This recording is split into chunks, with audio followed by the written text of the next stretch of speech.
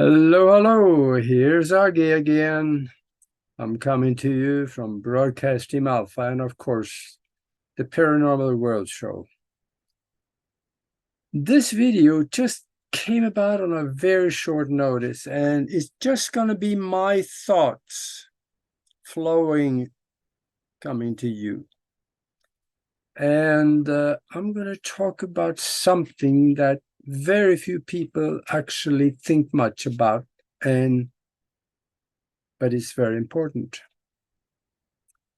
And that is that maybe we have more control of what happens after we drop the body here in the physical and move on to another reality. Maybe we have more control about what's happening over there. More control than we think we do, because it appears as we have. And we can draw those conclusions from people that have had near-death experiences, or from astral travelers that has been outside of the physical and see what it looks like. Because there they are, and you can communicate with them. And I have to be honest, when somebody asks me if I believe in life after death, I have to tell them the truth. No, I don't. Because there is no death. So if there is no death, what is after? Well, it's really very simple. There's just a continuation of life. What we think we are living here is not really life, it is an existence, which is very difficult to see the difference between the two of them by the ones that do not understand the difference.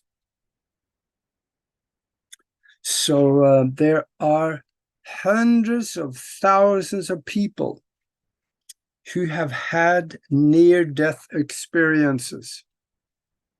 And they come back with all these stories, wild stories about wonderful things.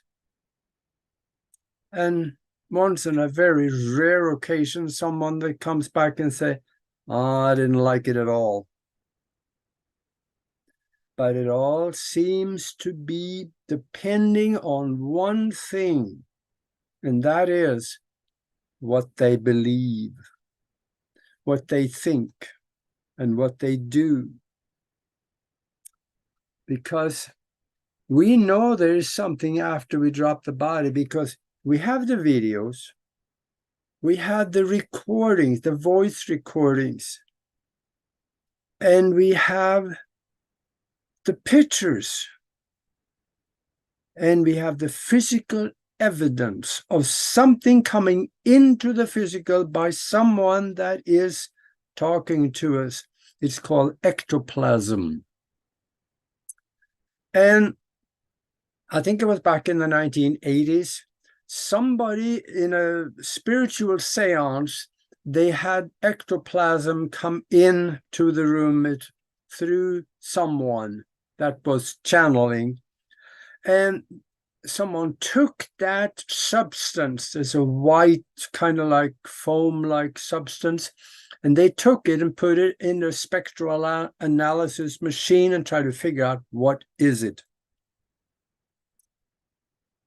Well, it didn't work. They couldn't figure out what it was, because it did not fit within the periodic table of substances on Earth. So then what is it? It is an interdimensional substance that showed up in the physical. It came from somewhere. And then again, another way we know that there's something afterwards is that you can talk to an astral traveler. everyone will tell you, well, if they've done a little bit of travel, they will tell you there is people out there. There's things out there, and you can communicate with them mentally, mind to mind. So there's something after we drop the body. And even quantum mechanics tells us that we live in a mind-created universe. They've done scientific, repeatable experiments proving that is so. And then we find out that if it's a mind-created universe, we are the creators because we create what we have in our mind. What we think about, what we see, what we do, what we visualize, especially the thinking and the visualization with emotion. That is a phenomenal creator in the physical. So if we know that we are creating by what we think and visualize and see and do, should we not only then realize that maybe we should change our thinking a little bit and think about good stuff instead of all the bills, the garbage that is happening in our life? Oh gosh, my mother-in-law, she said I was dumb. And what are those thoughts doing in your mind? They're only destructive. Get rid of them, because thoughts have an energy vibration that comes with it and is recorded in your mind and stuck like little globules of memory along the neurons, and they are there. And they start creating subconscious mind programs for you that keeps running all the time. And once in a while they surface and you start thinking, oh yeah, she thought I was dumb. Get rid of those thoughts. Bury them. Or use Ho'oponopono. Think about it and infuse love into the thought. When you do, it guts the negative vibration out of the thought. It doesn't take away the thought. It's there, but it doesn't have the negative vibration anymore, so it does not hurt you.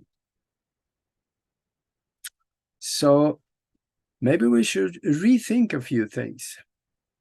So what we think, visualize, and feel and do, we create in this physical existence we are living here, as well as whatever we create here goes with us because of consciousness into the next existence. The illusion we think we are living here extends beyond the physical, especially into the astral worlds. And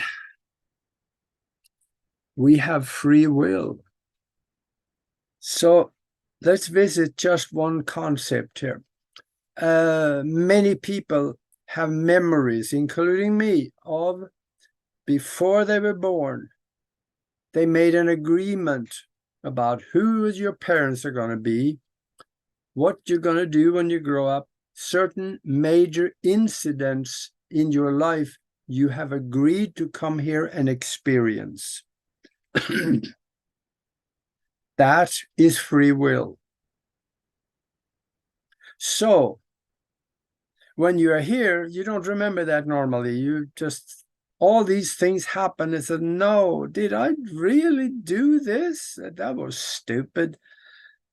You have all these forms of thought enveloping incidents, which seems to strengthen the incidents, whether it is good or whether it is not so good. So we should again start changing our thinking a little bit, our visualized images that we keep in our mind. And how do we do that? There's many videos on Broadcast Team Alpha that explains how, especially some of the stuff that Nori has been talking about. So if we have an experience where we, for a short moment, expire, I'm trying not to use the word die, but if we die here and go to the so-called afterlife, have experience, come back and remember them, and then talk about it. This is something that should be taken serious, because it is. And whatever we see here in the Western world seem to be somewhat similar for many of them. You see that tunnel and you find yourself floating through it. At the other end of the tunnel, there usually is someone there, like your mom, if she passed on, or your dad, or your spouse, or someone that you love and care for. They are there to meet you. Very often they tell you, sorry, you can't come here. It's not your time yet. That was an accident. It wasn't planned. Just go on back. You have more work to do. And poof, they're back in the body. Or they could be taken into a lit up situation where there was somebody there with them and they are shown wonderful things. They're shown their timeline past and forward and say, if you decide to stay here, you're not going back. And this is what you're going to miss out on if you were to go back. There are different situations for different people, but these things happen. And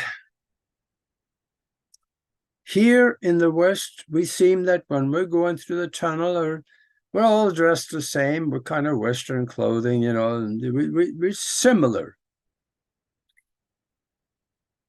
But it's not that way.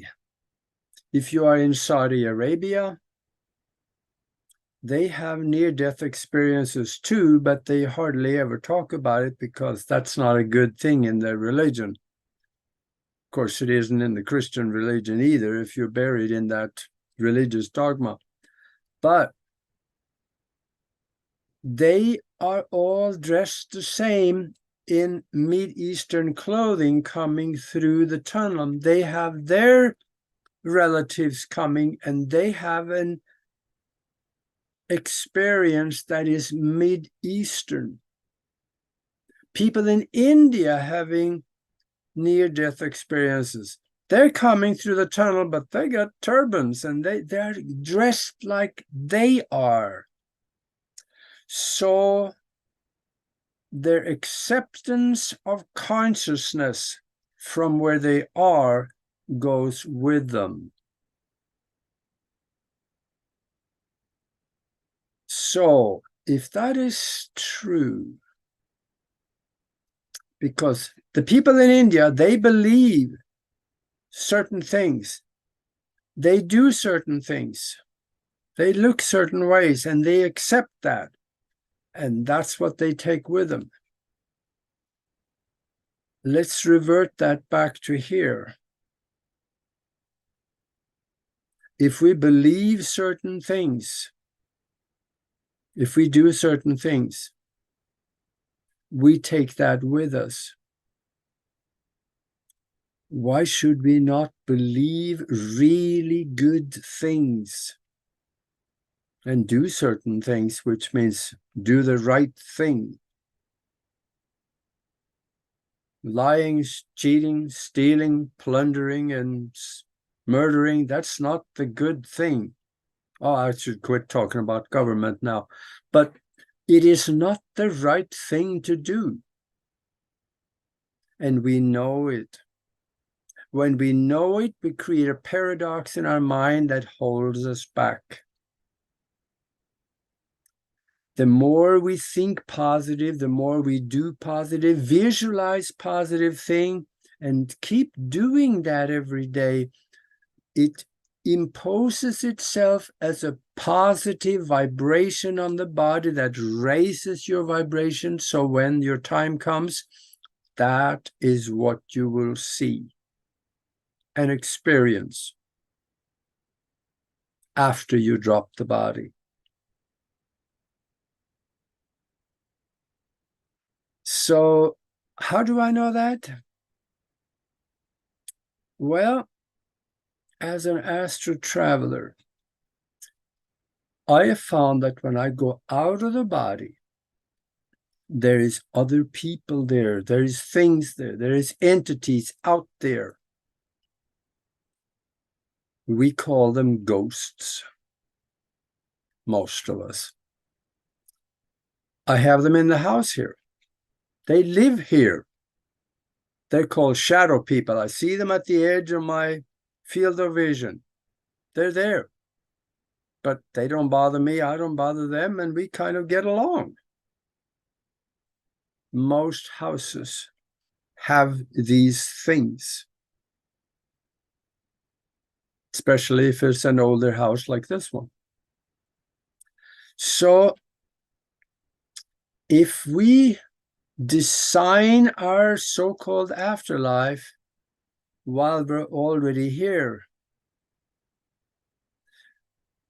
we should get to it. But never start thinking about a date or a year, because that could be inserted into the equation that goes with the consciousness into the creative future. And this will benefit us here, and it will benefit us after.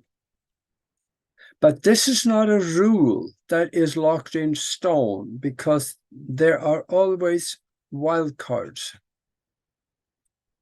One of those wild cards, I'll tell you. I know somebody here in Tucson that told me in confidence. He was a sniper for the US Army over in Vietnam. And I think he told me he had something like about 20 verified kills of people that he shot in cold blood because he was told to do it only. He had no beef or no problem with that person. He was just told to shoot him. And he knew after he came back, he found religion, and religion, the Western religion, tell you that if you do stuff like that, you're going to this place downstairs, you know, next to the furnace, you know, the one with the dark and there's a lot of fire, and you get to roll around on the fire and burn for eternity. That's what he believed. But then he had a near-death experience, and he never saw any of that. He only saw light, and he felt love, and he met, I think it was both of his parents. They told him that you're not supposed to be here yet. You got to go back. You got more work to do. You know, a short way to explain that is that he came back. And he was not worried about the place downstairs anymore, because he knew, he had seen what is to come later. So I think there is more to it than just what we create in our mind. There may be some other arrangements that is done outside of your consciousness that has also an impact on what's happening afterwards. But for the majority of people, they get what they have visioned it to be here. That's why that as an astral traveler, when you leave the physical, going into the lower astral worlds, you see people there, and they are hungry for information, hungry to communicate with someone, because they see you as something different than them, because, well, you have the cord connecting you to the body for one thing, and they are very needy. and they come up to you and they want to ask questions. They want to tell you things. Tell my wife I'm okay, but I don't know where am I? What's going on? Or some would say, what's going on? Why, how come my family won't talk to me anymore? There's all kinds of weird questions like that. And that is usually the kind of people that hang around there in the lower astral worlds are the ones that had very little, if any, spiritual knowledge. In other words, atheists and people that, can you say, maybe was religious and then they left and they say, I want nothing to do with it anymore. There's just, those are usually the ones that get caught. Because once they drop the body, they don't know what to do. They've been thinking there was nothing afterwards, and now they find out, wow, was I wrong? Now what do I do? So think about that. We are only here for a short time. We don't know how long that time is. It could end tomorrow afternoon at 3:15 in the afternoon, or it could be another 200 years for some of us that discover how to stop the aging process. But in conclusion, I want to say we have a lot more control what happens afterwards. Be concerned about what we leave in our mind and is most prevalent in our mind, because that will create our reality here as well as afterwards. Don't let other people think for you. Think for yourself. If you start talking to, let's say, a family member or extended family member, maybe a brother-in-law even, and you start talking about spiritual thing and their eyes glaze over and they just don't, they're not with you, leave them alone. Stay with your own thought. You don't want their comments to get stuck in your head. Be very protective of what you allow in your mind, because that affects your life, not just your existence here.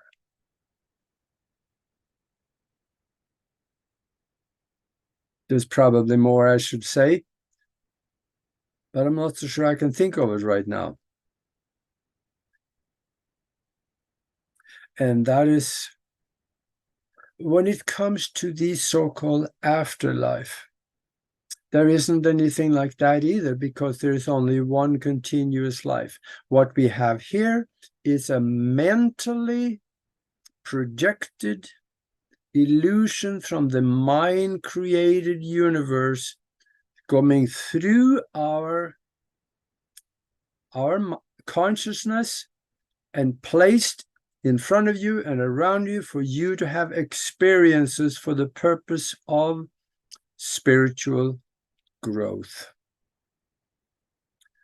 The physical reality really isn't all that important. It's the spiritual growth that is important.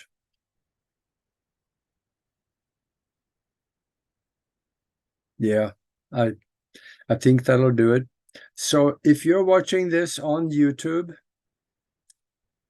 please subscribe and click the bell so you can know when the next videos are coming out. And until then, be good to each other.